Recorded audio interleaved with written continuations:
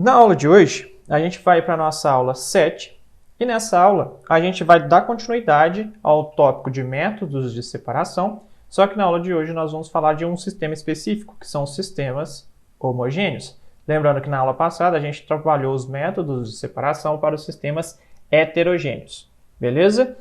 E na aula de hoje eu vou ter o objetivo de trabalhar dois métodos principais de separação de sistemas homogêneos, o que nós chamamos de destilação simples e de destilação fracionada.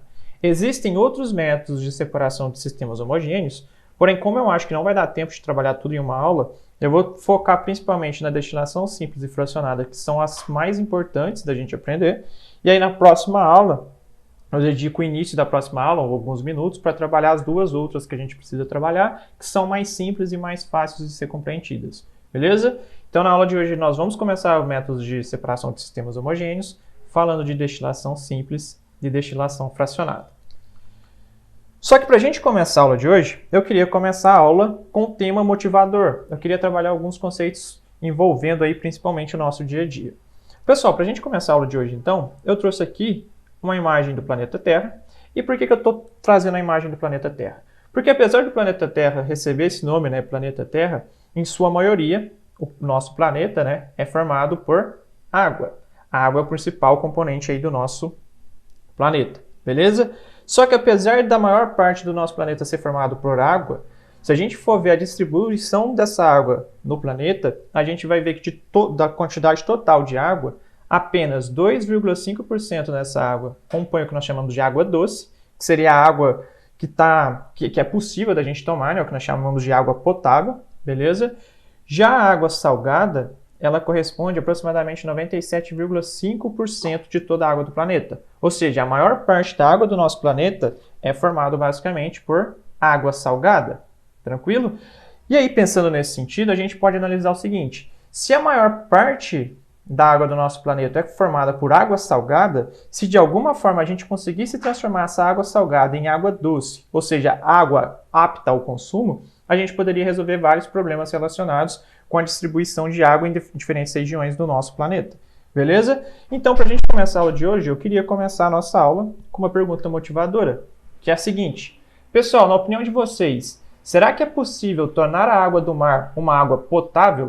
O que vocês acham? É possível ou não? Na aula de hoje, a gente vai discutir justamente isso. Como que a gente consegue tornar a água do mar, por exemplo, potável? Só que, para a gente começar a aula de hoje, a gente precisa pensar nas principais características que a gente precisa analisar de uma água do mar para saber se é possível tornar ela potável ou não. Beleza? E a principal questão que envolve aqui, no caso, a potabilidade da água do mar, é que na água do mar, a gente, além de água, tem uma grande quantidade de sal. A água do mar é uma água salgada, ou seja, na água do mar tem uma grande quantidade de sal dissolvido. Então, para tornar a água do mar potável, um dos passos principais é fazer com que a gente consiga separar a água do sal. Se a gente conseguir separar o sal da água do mar, a gente pode ter então uma água que seria uma água doce, que a gente chama, né? Que seria uma água apta ao consumo, beleza? Então, vou pegar essa pergunta, que se é possível tornar a água do mar potável, e vou reformular ela da seguinte forma: pessoal, na opinião de vocês, será que é possível separar o sal da água do mar? O que vocês acham? Sim ou não? A resposta eu já vou adiantar para vocês: sim, é possível. E na aula de hoje a gente vai começar a entender como que a gente consegue então fazer esse processo de separação, beleza? Só que para a gente começar a aula de hoje, eu quero começar com uma situação mais próxima da nossa realidade. Vamos imaginar então que eu quero pegar a água do mar e purificar essa água. Só que eu estou numa condição um pouquinho extrema. Imagina que eu pego uma amostra da água do mar contendo muitas impurezas. Então aqui eu trouxe uma imagem de uma água do mar bastante suja, com bastante lama, com bastante areia ali no caso, né? E eu quero pegar essa água que já está com bastante impureza e eu quero tentar purificar essa água. Tudo bem? Para a gente começar então a fazer esse processo de purificação, a gente tem que fazer um passo a passo. E é muito importante vocês entenderem a ordem desse passo a passo, porque essa ordem vai determinar alguns métodos de separação. Tranquilo? Então vamos lá, qual seria esse passo a passo, gente? Se eu quiser então pegar a água do mar e purificar, o primeiro passo que eu preciso fazer é retirar uma amostra da água do mar, beleza? Então o que eu preciso fazer? Eu preciso ir lá no meu mar, pegar, por exemplo, um copo ou qualquer recipiente, pegar um pouco dessa água para fazer meu processo de separação. Imagina que eu fiz isso. Imagina que eu peguei um copo, fui lá na minha água do mar, extremamente impura ali no caso, né? E peguei uma amostra aqui nesse copo. E aí reparem que por essa imagem eu já consigo ver diferentes impurezas aqui no meu recipiente, né? A própria água em si está turva, porque tem partículas em suspensão na água, partículas de areia, por exemplo, ou de terra, ou de qualquer outra impureza ali no caso, né? Na parte superior, eu tenho algumas impurezas que são menos densas que a água, então elas ficam na parte superior. E na parte inferior aqui, ó, não sei se dá para ver aqui, mas se depois eu deixar esse sistema em mais repouso, eu já estou acumulando aqui um pouquinho de detrito sólido, que é mais denso do que a água. Tudo bem? Então eu acabei de pegar essa água do mar, coloquei ela no recipiente, e aqui eu acabei de colher. E mesmo acabando de colher, eu já começo a observar algumas diferenças de fases ali, algumas diferenças de componente. Tranquilo? E qual que é o próximo passo a partir de agora, gente? O próximo passo, para eu conseguir separar melhor essas impurezas, é fazer o que a gente viu na aula passada, que nós chamamos de decantação. E o que era decantação, gente? Era uma separação por densidade, só que era aquela separação que a gente deixava o sistema em repouso, que foi o que a nossa amiga ali falou no começo da nossa aula, né? Eu posso pegar essa água do mar, deixar ela em repouso, e aí eu vou ter uma separação por densidade. Tranquilo? Se eu pegar então essa água que eu acabei de coletar do mar e deixar ela em repouso, eu começo a ver uma separação do sistema em fases, como eu tenho aqui nessa imagem. A água do mar, então, está no meu centro do copo, né? Os detritos sólidos, as impurezas sólidas, vou pegar de uma outra cor aqui. As impurezas sólidas começam a ir para o fundo do recipiente. Como elas são mais densas que a água, né? Então elas afundam. Então aqui ficam as partículas mais densas. E na parte superior, eu não sei se vocês conseguem ver aí, ó, mas já começa a formar uma outra fase com as substâncias ou partículas que são menos densas que a água. Tudo bem? Provavelmente nessa região mais de cima aqui, ó, eu vou ter gorduras, óleos, ou seja, componentes menos densos que a água. Tranquilo? Então aqui eu começo a fazer o que eu chamo de decantação. Deixo esse sistema em repouso até que por uma diferença de densidade os componentes comecem a se separar. Tranquilo? E aí imagina que eu deixei isso tanto em repouso, mas tanto em repouso, que eu tive uma separação similar a essa aqui nesse copo. Como no oceano, gente, a gente tem um depósito muito grande de gorduras, seja de origem animal ou seja de origem humana, por exemplo, provavelmente se eu pegar uma amostra de uma água do mar, eu vou ter um sistema não exatamente igual a esse, porque aqui é um sistema ideal, mas vai ser similar. Como é que vai ser esse sistema? No centro eu vou ter a minha água do mar, né? Água do mar. Na parte inferior eu vou ter os resíduos sólidos.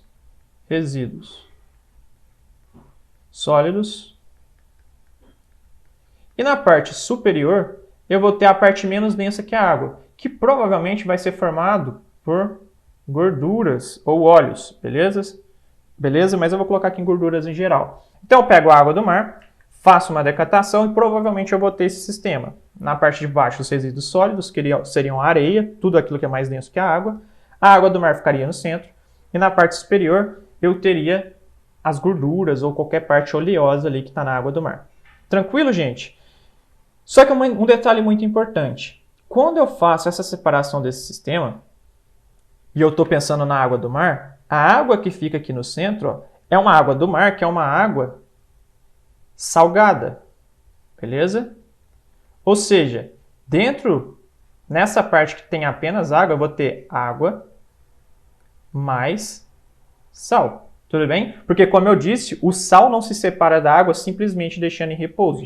Então, quando eu deixo em repouso, eu separo, por exemplo, gorduras, que são menos densas, resíduos sólidos, que são mais densos, porém a água continua com o sal dissolvido. O sal não se separa da água apenas fazendo uma decantação. E agora, qual que é o próximo passo que eu posso fazer para continuar purificando esse meu sistema? Galera, esse passo aqui é muito importante porque a ordem dele vai influenciar bastante nos próximos passos, tudo bem? Depois então de fazer a decantação, o próximo passo seria retirar as impurezas sólidas e líquidas da superfície do sistema. E qual que seria a parte superficial do meu sistema? Seria a parte aqui, ó, que contém aqui as gorduras. Aí poderia ter gorduras sólidas, por exemplo, ou líquidas, ou até mesmo detritos sólidos que sejam menos densos que a água, como folhas, partículas que são menos densas que a água, tudo bem? Então eu preciso retirar essas impurezas da parte da superfície. Então o que eu posso fazer? Eu posso pegar essa parte superficial, posso vir, por exemplo, com uma colher, com uma seringa, ou qualquer outro objeto que eu consiga retirar essa parte superficial, eu posso simplesmente separar essa parte das demais. Então, se eu pegasse a parte superficial e separasse, eu iria obter um sistema similar a esse aqui que eu tenho na imagem da direita. Eu continuaria com o sistema que eu tenho a água salgada, né, que seria a água mais sal, e ainda teria a divisão aqui do meu sistema do fundo, que eu vou resumir isso aqui como sendo a areia do meu sistema. Tudo bem? Então, o terceiro passo, simplesmente eu retirei do meu sistema a parte superior, que provavelmente seria formada ali por gorduras. Tranquilo?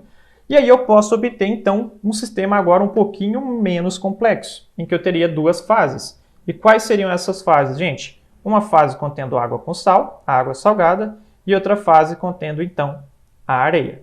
Beleza? E agora o próximo passo que eu posso fazer é tentar separar essas duas fases. Ou seja, separar a fase que eu tenho água com sal da outra fase que eu tenho apenas a areia. E agora, para continuar, eu quero testar um pouquinho do conhecimento de vocês. Pessoal, na opinião de vocês, como que eu posso separar essas duas fases? A água com sal da areia. Então, o próximo passo é fazer o que nós chamamos de uma filtração. Então, reparem, ó, peguei a água do mar, fiz uma decantação para separar as fases, retirei as impurezas da superfície, que seria provavelmente formada por gordura, e depois o próximo passo é fazer uma filtração. Então, o que eu posso fazer? Eu posso pegar esse sistema que eu tenho água com sal e areia e posso colocar num sistema como esse aqui da imagem da direita, ó, que é um sistema de filtração que normalmente a gente utiliza em laboratório, que é bastante similar àquele que a gente utiliza na nossa casa. Aqui, ó, nessa imagem, está um pouquinho clara, mas eu vou desenhar aqui, ó, eu tenho um funil. Esse funil é utilizado para fazer a filtração e dentro desse funil a gente coloca um papel filtro. Então aqui, ó, tem um papel filtro. E aí eu coloco a água com sal e areia nesse sistema. E o que acontece, gente? Como aqui dentro eu tenho um filtro, esse filtro vai ser capaz de retirar e reter ali, no caso, a parte sólida desse sistema. E a parte sólida desse sistema é a parte que está no fundo, que seria formado basicamente por areia. Então, quando eu colocasse esse sistema aqui no meu filtro, o que aconteceria? Vou fazer aqui com uma outra cor, pegar um preto aqui. A areia que está no fundo iria ficar retida no filtro. Então, isso aqui que eu desenhei foi a areia. E como a água está no estado líquido, a água ela vai ser capaz de passar aqui pelo meu filtro de papel. Então, aqui, ó, está sendo representado são as gotinhas de água. E aqui embaixo, ó, estaria a água que eu filtrei do meu sistema. Tudo bem? Isso é muito importante, viu, gente? Na filtração, eu sempre vou separar uma parte sólida de uma parte líquida. Ou seja, como no caso a parte sólida é a areia fica retida no filtro, enquanto a água com sal dissolvido, que seria a parte líquida, iria passar pelo meu sistema. Tudo bem isso aqui? Conseguiram visualizar a filtração, gente? Alguma dúvida? Sim. Acho que não, né? Pessoal, agora por que essa ordem aqui, ó, do passo a passo ela é muito importante? Deixa eu pegar a imagem aqui, que eu acho que eu esqueci de pegar ela. Deixa eu passar ela aqui para baixo. Deixa eu apagar isso aqui. Por que essa ordem é muito importante, gente? Imagina que inicialmente... Deixa eu retirar isso aqui também. Imagina que inicialmente eu tenho aquele sistema antes de separar a parte superficial. Imagina que eu tenho um sistema então com água e sal, areia, e aqui eu tenho gordura ainda, gorduras. Beleza? Imagina que eu quero separar isso aqui de cara, sem respeitar esse passo a passo. Imagina então que eu pego esse sistema contendo água, areia e gordura, e sem separar inicialmente a gordura, eu já tento fazer diretamente uma filtração. Agora eu pergunto para vocês, gente, se eu pegar esse sistema contendo gordura, água e areia, uma filtração vai separar esses três componentes? Sim ou não? Por exemplo, se eu pegar a gordura e passar por um filtro, a gordura ela vai ser filtrada ou ela vai passar? Vai passar. Tudo bem? Isso vocês podem testar na casa de vocês. Pega uma água, coloca um pouquinho de óleo, pega um filtro de café e tenta filtrar. Mesmo com o filtro, pelo filtro vai passar tanto a água quanto o óleo. Beleza? Então eu não consigo filtrar a gordura, porque gordura geralmente está no estado líquido, algumas gorduras estão no estado sólido, mas aí pode acontecer de passar um pouquinho mesmo assim, tudo bem? A filtração, ela só vai ser eficiente para remover a parte sólida do meu sistema, tudo bem? Então por isso que é muito importante eu respeitar essa ordem, ó.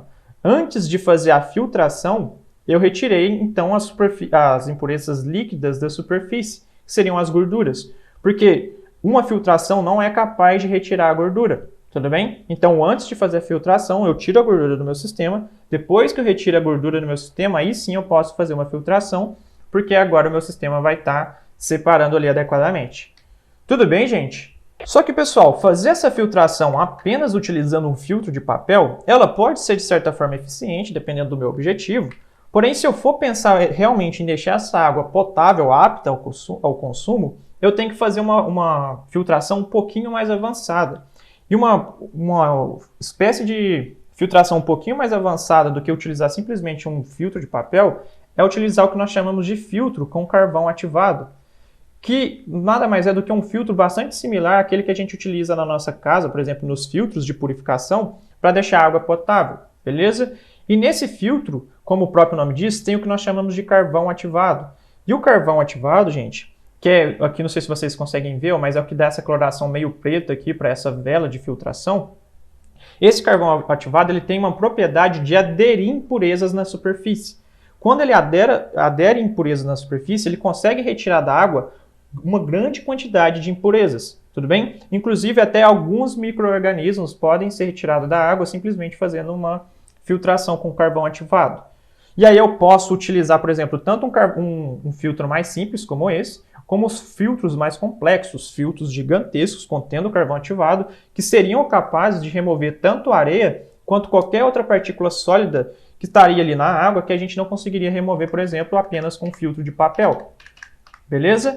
Então é o mesmo princípio, gente. Também é uma filtração, só que para fazer essa filtração um pouquinho mais eficiente, eu posso utilizar um filtro um pouquinho mais avançado, que é um filtro contendo carvão ativado. Tranquilo? Se eu fizesse agora essa filtração com um filtro de carvão ativado, eu posso obter uma água do mar que eu posso chamar de água do mar filtrada, tudo bem? Então eu separo tanto a areia quanto várias impurezas que poderiam ser prejudiciais quando a gente fosse consumir essa água do mar. Tranquilo?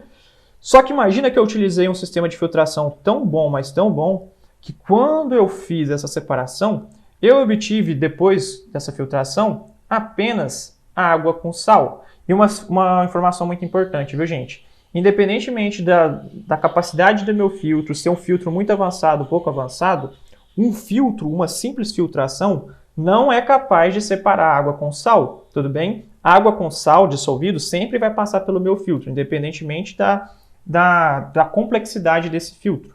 Tranquilo? Então, mesmo com um filtro de carvão ativado, se eu filtro essa água, ainda vou ter água com sal, porém agora eu vou ter uma água com sal sem impurezas. Tudo bem? Que eu vou chamar de água do mar filtrada. Tranquilo? E agora, então, eu cheguei num sistema bem mais simples do que o inicial. Eu tinha, então, no início, uma água bastante turva. Deixa eu voltar naquela imagem. Bastante turva com várias impurezas. E depois de fazer esse passo a passo, eu consegui agora obter a água do mar filtrada. E aí, só para consideração, imagina que essa água do mar filtrada, eu tenho basicamente água com sal. Tranquilo? E agora, a gente pode chegar naquela pergunta do início da nossa aula, né? E agora, como é que eu posso separar a água do sal? Ou sal da água, né? Tanto faz. Pessoal, para a gente entender como é que a gente pode separar o sal da água, a gente precisa entender um processo que nós chamamos de destilação simples. Então, agora, para a gente separar o sal da água, o próximo passo que a gente precisa fazer é fazer o que a gente chama de uma destilação simples. Beleza? Antes da gente entender o que significa esse simples, vamos entender o que seria uma destilação. Pessoal, uma destilação ela é um processo de separação, assim como os outros que a gente estava estudando anteriormente, só que esse é um processo de separação de sistemas homogêneos. E esse processo de separação ele é muito importante. Esse processo ele é baseado numa coisa que a gente estudou na aula anterior, nas aulas anteriores.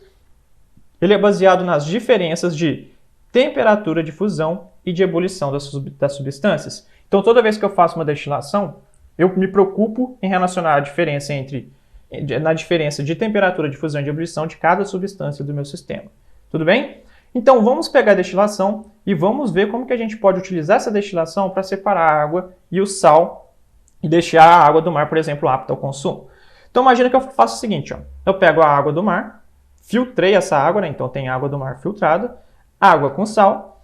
E agora, para a gente tentar entender como é que a gente separa água com sal, vamos analisar o ponto de fusão e de ebulição de cada substância aqui do meu sistema. Tudo bem? Para isso eu trouxe uma tabela. Nessa tabela eu tenho aqui na primeira coluna a substância, teria água com sal. Na segunda coluna eu tenho o ponto de fusão. Lembrando lá da aula de temperaturas de fusão e de ebulição, gente. A água, o ponto de fusão dela é de 0 graus Celsius. Já o sal de cozinha, ó, é 801 graus Celsius. E na última coluna eu tenho o ponto de ebulição. O ponto de ebulição da água é de 100 graus Celsius e o do sal de cozinha é um ponto de ebulição elevadíssimo, ó, 1465 graus Celsius. Tranquilo? Para a gente entender a destilação, gente, eu vou dar um foco principal nessa última coluna da tabela que nós falamos de ponto de ebulição. E o que seria o ponto de ebulição, lembrando da nossa última aula lá? Quando eu falo de ebulição, gente, eu estou falando de uma transformação do estado líquido para o estado gasoso. Tudo bem? Então, o ponto de ebulição é a temperatura em que uma substância sai do estado líquido e vai para o estado gasoso. Beleza? No caso, o ponto de ebulição da água é de 100 graus Celsius. Então, como a gente viu na aula passada, né, a água ela vai entrar em ebulição a 100 graus Celsius. Já o sal, o ponto de ebulição é de 1465 graus Celsius. Agora, galera, eu pergunto para vocês, na opinião de vocês, qual dessas substâncias vão passar do estado líquido para o gasoso mais facilmente? A água ou o sal? O ponto de ebulição da água é bem mais baixo que o do sal, né? Para a gente transformar o sal de cozinha de líquido para gás, eu preciso aquecer o sal de cozinha a 1465 graus Celsius, gente, que é uma temperatura muito elevada. Tudo bem? Então, a água ela vai entrar em ebulição, ela vai passar do estado líquido para o gasoso com maior facilidade se a gente analisar, por exemplo, em relação ao sal de cozinha. Tudo bem? Então, para separar a água do sal, o primeiro passo que eu preciso fazer é aquecer o meu sistema. Então, se eu quiser separar água com sal, o que eu posso fazer? Posso pegar meu recipiente contendo água com sal, colocar ele num sistema de aquecimento, pode ser numa chama de um fogão, por exemplo, e aquecer esse sistema, beleza? E aí, imagina que eu vou aquecendo esse sistema, e aí esse sistema atinge uma temperatura de 100 graus Celsius, beleza? Se esse sistema chegar a uma temperatura de 100 graus Celsius, que é a temperatura de ebulição da água, o que vai acontecer? A água, a 100 graus Celsius, ela começa a entrar em ebulição, ou seja, ela sai do estado líquido para o gasoso. Então, a 100 graus Celsius, a água começa a sair do estado líquido para o gasoso, e aí eu estou representando com essas bolinhas aqui, ó, a água se transformando em gás, beleza? Agora eu pergunto, gente, a 100 graus Celsius, o sal de cozinha é capaz de sair para o estado gasoso? Sim ou não? Não.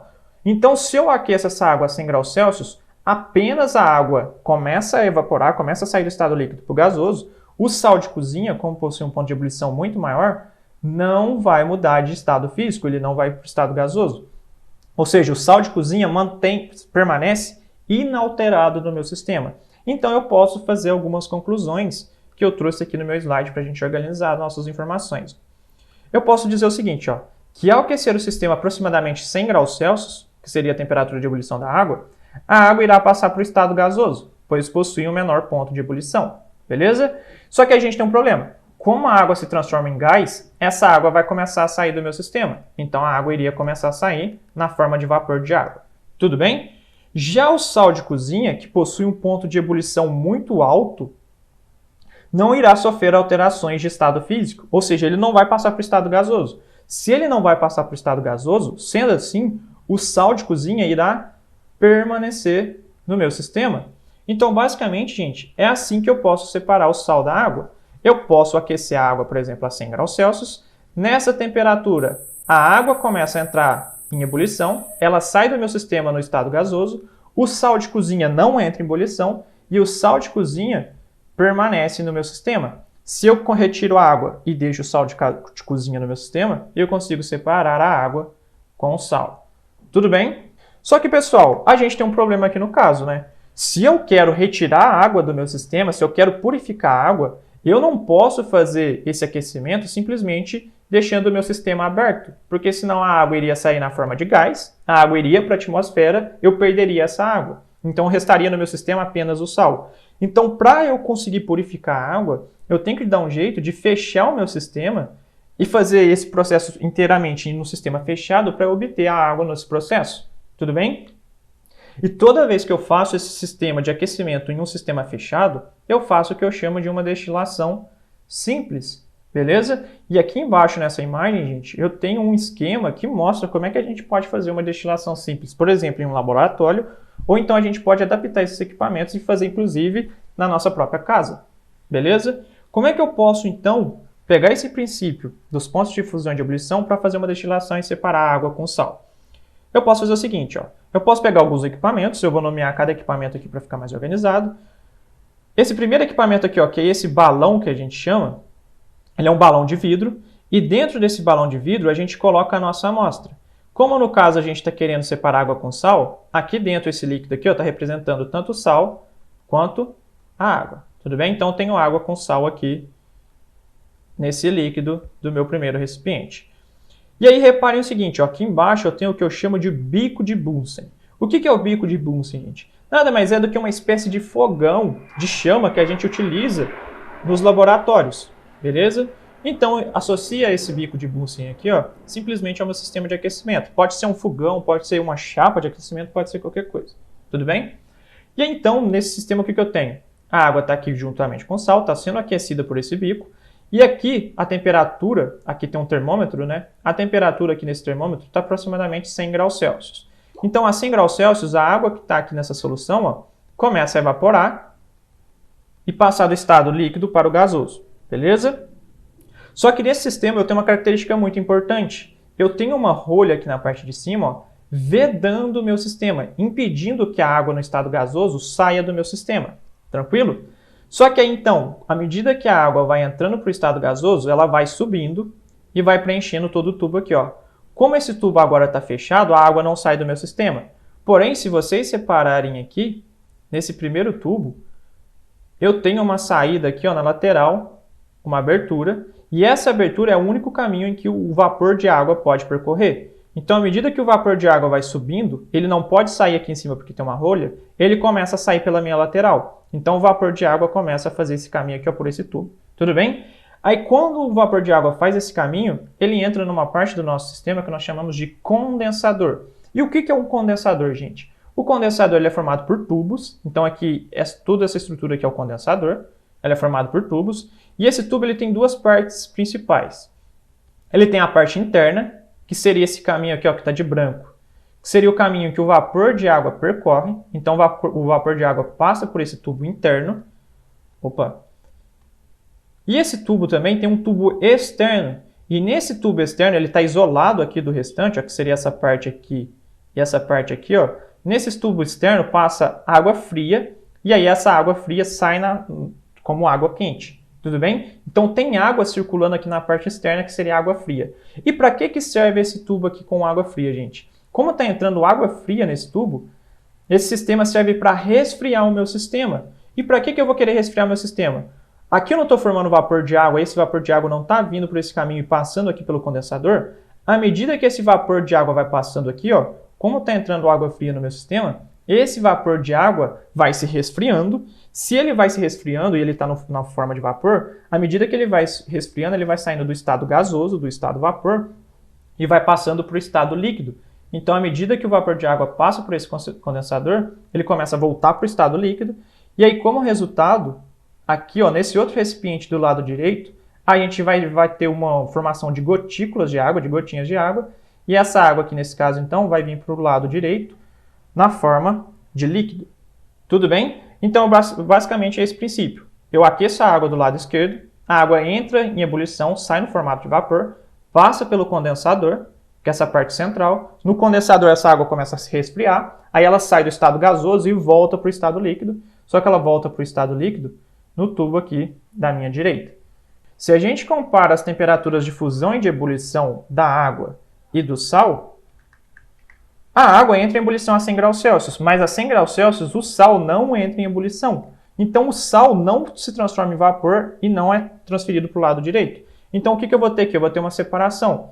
Desse lado de cá, depois de um tempo, né, depois que eu fizer isso aqui por bastante tempo, a água vai sair desse sistema, vai sobrar apenas sal na parte esquerda, e toda a água que passou do estado líquido para o gasoso e depois voltou para o estado líquido do lado de cá, vai vir para o lado direito, beleza? Então do lado direito eu teria apenas a água. Tranquilo? E aí então, representando essa transformação, eu posso ver o seguinte, ó. Nesse sistema então eu colocaria água com sal, a água com sal entraria em ebulição, apenas a água sairia do estado líquido para o gasoso, então a água iria para o outro lado do sistema, e quando eu tenho uma separação da água por esse sistema de destilação, eu dou um nome especial para essa água. Eu chamo essa água de água destilada, tudo bem? E por que a gente chama de água destilada? Porque há uma água que foi destilada a partir de um processo que nós chamamos de destilação. Tranquilo, gente?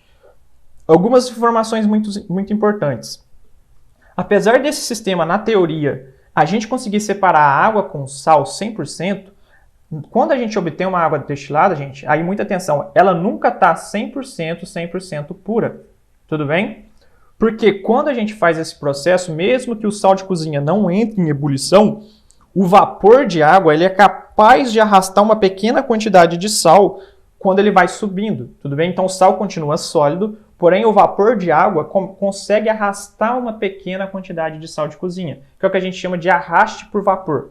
Então mesmo a gente conseguindo separar boa parte do sal de cozinha da água, quando a gente faz a destilação, uma pequena quantidade, bem pequena mesmo, de sal, ainda consegue passar pelo sistema e entrar aqui no que a gente chama de água destilada, tudo bem? Então quando a gente fala de água destilada, ela nunca está 100% pura. É uma água quase pura, porém ainda tem uma pequena quantidade de sal. Beleza? É uma quantidade tão pouca, mas tão pouca, que a gente não considera essa água como sendo salgada. Tudo bem? Já não é mais uma água salgada, é uma água destilada. E aí, pessoal, só respondendo a nossa pergunta do início. É possível separar a água do sal? Opa, desculpa. É possível separar o sal da água do mar? A resposta para essa pergunta é sim. Como que a gente pode separar o sal da água do mar? Fazendo uma destilação. Tranquilo? Só que aí voltando ao que a gente estava discutindo lá no início da aula. Beleza. A gente pode separar a água o sal da água do mar fazendo uma destilação. Mas será que isso seria suficiente, por exemplo, para a gente pegar uma água do mar e fazer essa destilação em larga escala? Na verdade, não. Porque quando a gente vai fazer uma destilação em larga escala, gente, como foi comentado lá no início da aula, a gente vai ter um custo muito grande. E por que a gente vai ter um custo muito grande, por exemplo, para fazer uma destilação, se a gente pensar para fazer essa destilação, por exemplo, para abastecer, por exemplo, uma cidade? Porque pensa comigo, gente, na destilação eu preciso envolver dois sistemas. Um de aquecimento, para fazer a ebulição, e um de resfriamento. Então eu preciso tanto aquecer a água, por exemplo, para ela entrar em ebulição, mas eu também preciso resfriar essa água, para ela sair do estado gasoso para o líquido. Então, se eu preciso aquecer e resfriar meu sistema, isso envolve um custo. Eu preciso, por exemplo, para aquecer de combustível, ou se não for de combustível, eu preciso de energia solar, ou qualquer coisa do tipo, então eu preciso de um equipamento de aquecimento, então eu preciso investir dinheiro para aquecer meu sistema. Assim como eu também preciso investir dinheiro para resfriar o meu sistema. Então, só no processo da destilação, que seria uma forma de separar a água do sal, a gente já tem um problema muito grande, porque envolve aquecimento e resfriamento, e para aquecer ou resfriar um sistema, eu preciso investir dinheiro, eu preciso gastar com combustível ou com sistemas de refrigeração. Tranquilo? Então, é possível separar o sal da água do mar? É possível. Isso é feito. É viável fazer isso, por exemplo, para abastecer uma cidade? Muitas vezes não, porque se eu tenho outra fonte de água potável, é muito mais fácil eu pegar a água de uma outra fonte do que simplesmente fazer uma destilação, porque a destilação é um processo que envolve muito dinheiro, fora que é um processo muito trabalhoso. Tudo bem?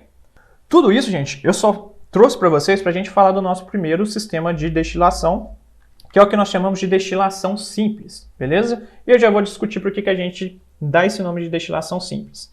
Galera, toda vez que a gente fala de uma destilação simples, a gente vai falar de uma destilação que é utilizada para separar sistemas com dois componentes. Por exemplo, a gente utilizou a destilação simples ali no caso para separar água com sal, beleza?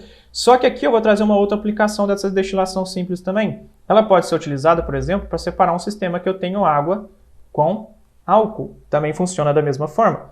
E para isso, vamos só pegar um exemplo aqui, ó. Imagina que eu tenho agora, no lugar de água com sal, eu tenho água com álcool, beleza? Vamos analisar agora a água e o etanol. Lembrando que o etanol é a principal substância que compõe o álcool, que a gente conhece popularmente, né? A água, gente, vamos analisar primeiro o ponto de ebulição, né? O ponto de ebulição da água é de 100 graus Celsius. O do álcool agora, ele é de 75 graus Celsius. Agora eu pergunto para vocês, gente, se eu aquecer esse sistema, quem vai entrar em ebulição primeiro? A água ou o etanol? Então, se eu pegar uma água com álcool e aquecer e fazer uma destilação, eu posso separar a água com álcool. Só que agora eu vou ter uma situação diferente. Como o álcool entra em ebulição primeiro, o etanol entra em ebulição primeiro, nesse sistema de destilação, quem vai sair do meu sistema da esquerda aqui, que seria o meu balão, e irá passar para o estado gasoso, depois vir para o condensador e sairá para o estado líquido desse lado, não vai ser a água, e sim álcool. Beleza? Então é o mesmo processo, só que como o álcool tem uma temperatura de ebulição menor, ele vai sair em ebulição mais rapidamente, né? Então ele que vai ser separado aqui inicialmente do meu sistema. Tudo bem? Então quando eu pego, por exemplo, uma água com álcool, passo essa água com álcool por um processo de destilação, eu tenho o que eu chamo de álcool destilado. Beleza? Galera, aí é a mesma ideia. Mesmo o álcool destilado sendo um pouquinho mais puro, nesse caso ele não vai conseguir separar 100% o álcool da água, tudo bem? Então no álcool destilado ainda vai ter uma certa porcentagem de água, tranquilo? Gente, esse próprio sistema de destilação também é um sistema que é utilizado para fabricar bebidas alcoólicas, tudo bem? Já ouviram falar de bebidas destiladas? As bebidas destiladas são as bebidas que passam por um processo de destilação. No processo de destilação, eu consigo retirar a água do meu sistema, ou seja, separar o álcool da água, então eu consigo produzir uma bebida com maior teor alcoólico. Tudo bem? Então as bebidas destiladas são produzidas ali por processos de destilação. Só que nesse caso, nesse processo de destilação, eu estou separando a água com o álcool do meu sistema. Destilação simples, só resumindo, é um método de separação de sistemas homogêneos, e ele é um método de separação baseado em diferenças de temperatura de fusão e de ebulição. E ele é utilizado para separar sistemas simples com dois componentes. Por exemplo, água e álcool ou água e sal. Só que a gente pode ter destilações também que nós chamamos de destilação fracionada. Que não vai, e no caso da destilação fracionada, ela vai ser utilizada quando eu tenho que separar uma grande quantidade de componentes de uma única vez. Tudo bem? Então eu posso dizer o seguinte, ó, que a destilação fracionada, que é diferente da simples, também é um processo de destilação, só que ele é utilizado para separar diversos componentes do mesmo sistema. E a principal aplicação da destilação fracionada, que eu preciso muito falar com vocês, é quando a gente faz a separação do petróleo. Beleza? Então, gente, eu vou falar rapidamente, porque eu acho que o meu tempo está acabando, mas é muito importante a gente falar da destilação fracionada. Pessoal, não sei se vocês já viram petróleo, mas o petróleo é um líquido escuro, ele é um líquido homogêneo e ele é formado por uma inúmera quantidade de substâncias. A gente consegue retirar várias substâncias do petróleo, beleza? Só que como que a gente consegue pegar essa mistura homogênea e separar todos os componentes do petróleo? A gente pode fazer o que a gente chama de uma destilação fracionada. E essa destilação fracionada, geralmente ela é feita nas torres, que nós chamamos de torres de destilação, das refinarias de petróleo. Eu não sei se vocês já viram imagens de uma refinaria de petróleo, mas toda refinaria tem umas torres assim, ó. E reparem que todas essas torres têm umas espécies de encanamentos assim, ó. E a gente vai entender mais ou menos o que é cada encanamento desse aqui. Tudo bem? Então, para a gente entender como é que a gente pode separar todos os componentes de petróleo de uma única vez pela destilação fracionada, eu trouxe aqui uma tabela com algumas substâncias que a gente pode retirar do petróleo e também a faixa do ponto de ebulição de cada substância. Tudo bem? Então, por exemplo, do petróleo a gente pode retirar o gás de cozinha. A faixa de ebulição do gás de cozinha varia entre menos 160 graus Celsius até 30 graus Celsius. Beleza? A gasolina, que a gente também retira do petróleo, o ponto de ebulição dele varia de 30 a 150 graus Celsius. O querosene, que também é um subproduto do petróleo, varia de 180 graus Celsius a 200 graus Celsius. O óleo diesel, que também é um combustível que a gente retira do petróleo, o ponto de ebulição varia de 250 a 300 graus Celsius. Os lubrificantes, esses lubrificantes aqui, gente, seriam os lubrificantes de automóveis, óleos para motor, coisas do tipo. O ponto de ebulição desses lubrificantes seria maior do que 350 graus Celsius. E do petróleo também eu posso retirar o que eu chamo de resíduo sólido, que seriam as parafinas, o asfalto, o piche, aquilo que a gente geralmente utiliza para fazer as pavimentações, né? E esse resíduo sólido, gente, possui uma elevadíssima temperatura de ebulição, muito elevada mesmo, beleza? Como agora a gente tem várias substâncias, cada substância tem uma faixa de ebulição, ou seja, cada substância vai entrar no estado gasoso em temperaturas diferentes, eu posso utilizar essa temperatura para fazer a divisão, a separação de todas as substâncias do petróleo. Tranquilo? Então, como é que a gente separa as substâncias do petróleo? A gente vai para a torre de destilação, que seria mais ou menos o que a gente tem nessa imagem. Nessa torre, gente, a gente tem o seguinte esquema. Ó. O petróleo ele é colocado no nosso encanamento aqui, ele é bombeado, né? E é o que a gente chama de petróleo bruto, que seria o petróleo com todas as substâncias misturadas. Esse petróleo ele entra no que nós chamamos de uma fornalha, que é um sistema de aquecimento. E essa fornalha, gente, ela chega a aquecer o petróleo a mais ou menos 500 graus Celsius, ou seja, uma temperatura muito elevada. E esse petróleo, então, vem para a fornalha, começa a ser aquecido, e ele sai desse sistema e entra no que nós chamamos de torre de destilação. Tranquilo? Só que nessa fornalha, a gente aquece o petróleo a 500 graus Celsius. E reparem aqui ó, nas temperaturas de ebulição de todos os componentes do petróleo. Se eu aquecer o petróleo a 500 graus Celsius, todos esses componentes vão ir para o estado gasoso, porque eu atinjo o máximo da temperatura de ebulição de cada componente. Beleza? Então o petróleo entra líquido no meu sistema, ele é aquecido a 500 graus Celsius e ele entra para a minha torre de destilação, ou seja, ele sai da fornalha no estado gasoso. Então todos os componentes do petróleo são transformados em gases aqui. Tranquilo? Só que quando chega aqui na minha torre de destilação, o que acontece? Eu começo a resfriar o meu sistema. Aqui eu já estou a 400 graus Celsius. A 400 graus Celsius, gente, a maioria das substâncias continuam no estado gasoso, exceto os resíduos sólidos, que tem uma temperatura de ebulição muito elevada. Então aqui nessa primeira parte, que é 400 graus Celsius, se eu pegar um cano e retirar substâncias, eu consigo separar os resíduos sólidos, porque todo o restante, o gás, do gás até os lubrificantes estariam no estado gasoso, porém os resíduos estariam no estado sólido. Beleza? Então aqui nessa primeira etapa sai o resíduo sólido, todo o restante que está no estado gasoso continua na minha torre de destilação. Só que como todas essas outras substâncias estão no estado gasoso, essas substâncias continuam a subir porque elas estão no formato de gás. Então elas vão subindo, beleza?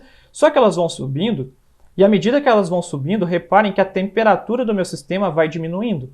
Quando, por exemplo, elas começam a subir e chega nessa primeira etapa aqui, ó, que nós chamamos da primeira bandeja, e ela atinge uma temperatura de 300 graus Celsius, reparem aqui na minha, de 370 graus Celsius, desculpa, né? Reparem aqui na minha tabela, ó. 370 graus Celsius se aproxima a temperatura de ebulição do lubrificante.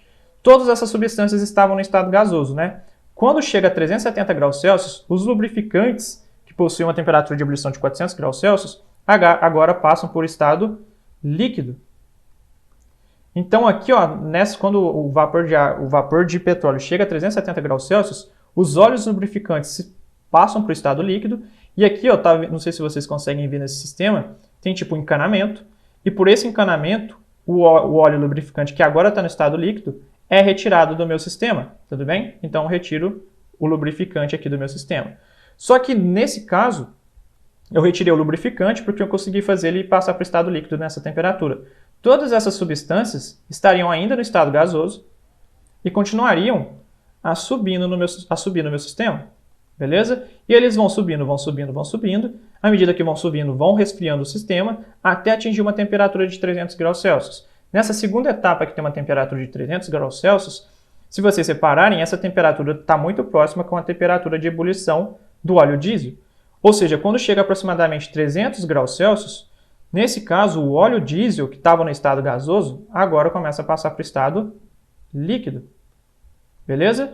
Então, nessa etapa aqui, ó, de 300 graus Celsius, o óleo diesel começa a passar para o estado líquido. Então, o óleo diesel que estava aqui no estado líquido, ele passa por esse caninho, que é um encanamento que retira o óleo diesel, e aí então eu consigo separar o óleo diesel dos demais. Só que nesse caso ainda, o gás, a gasolina e o querosene ainda estão no estado gasoso. Então, esses outros componentes continuam a subir no meu sistema até atingir a próxima etapa de temperatura, que seria a temperatura de 200 graus Celsius. Quando atingir a temperatura de 200 graus Celsius, se vocês repararem, é próxima da temperatura de ebulição do querosene. Então aqui, quando chega a 200 graus Celsius, agora o querosene Deixa eu apagar aqui. Agora vai ser o querosene que vai passar para o estado líquido. Então aqui no caso tem um caninho que vai retirar o querosene líquido do meu sistema e agora eu consegui separar o querosene do meu sistema. Ainda falta o gás de cozinha e a gasolina que ainda estão no estado gasoso. Aí a gasolina com o sal de cozinha, a gasolina com o gás de cozinha que estão aqui no meu sistema continuam a subir, vão subindo, até atingir o outro patamar de temperatura que é de 150 graus Celsius. A 150 graus Celsius, que se aproxima a temperatura de ebulição da gasolina, a gasolina que estava no estado gasoso, agora sai do estado gasoso e vai para o estado líquido. Aí quando a gasolina está no estado líquido, ela é retirada do meu sistema por um encanamento, aí a gente separa a gasolina do restante, e aí sobra apenas o gás de cozinha. Só que o gás de cozinha, gente, a temperatura de ebulição dele é muito baixa. E como a gente utiliza o gás de cozinha no estado gasoso, o gás de cozinha continua simplesmente saindo e sai do sistema pela parte superior, por encanamento superior do meu sistema. Tudo bem? Então, o que eu quero que vocês observem, gente? Como é que a gente separa os diferentes componentes do petróleo? A gente aquece o petróleo a uma temperatura muito elevada, até todos os componentes entrarem no estado gasoso, e aí a gente vai resfriando. E à medida que eles vão resfriando, cada componente do petróleo vai se transformando do estado gasoso para o líquido em temperaturas diferentes. Então eu consigo separar cada componente do petróleo baseado em diferentes temperaturas de ebulição. Tranquilo? Galera, isso aqui cai muito em prova, viu? Muito mesmo. Então é muito importante vocês entenderem como é que funciona a destilação fracionada. E aí, só para finalizar a aula de hoje, eu vou só trazer a definição desses dois tipos de destilação. Galera, então, o que seria destilação? A destilação é uma separação por diferentes pontos de ebulição. Então, sempre que eu falar de destilação, eu estou falando de pontos de ebulição, eu estou falando de aquecer uma substância até transformar o estado líquido para o gasoso. Tranquilo? Só que eu posso ter dois tipos de destilação. O que eu chamo de destilação simples e fracionada. Qual que é a diferença entre essas duas destilações? Na destilação simples, eu sempre separo poucos componentes, ou seja, no máximo ali 2 componentes, água e sal, água e óleo, água e álcool, 2 componentes. E a destilação fracionada, ela também é uma separação por diferentes pontos de ebulição, né, que é pontos de ebulição, só que no caso da destilação fracionada, eu consigo separar ao mesmo tempo diversos componentes. E sempre que for pensar na destilação fracionada, gente, lembra do petróleo.